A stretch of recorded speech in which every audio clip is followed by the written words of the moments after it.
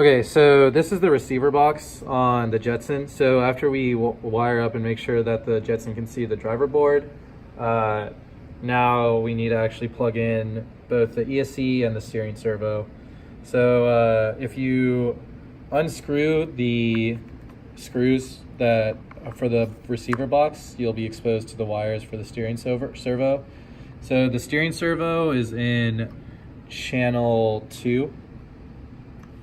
0, 1, 2, 3. Sorry, channel 3 on the receiver. So it's this one. So what we need to do is bring this guy over here and then plug this into our driver board.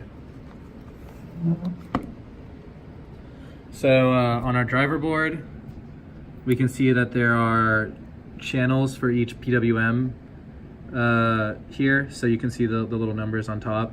So the steering servo needs to go into channel 0. So let's do that. And so notice that there's these 3 labels for the pins: PWM, V+, and ground.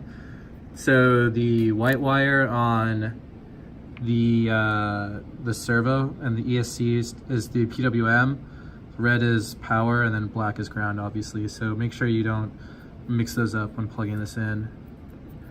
Okay.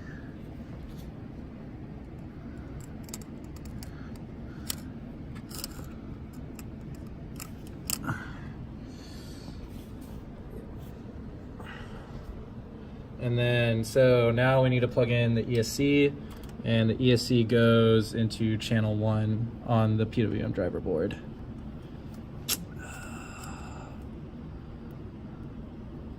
Okay. Nice.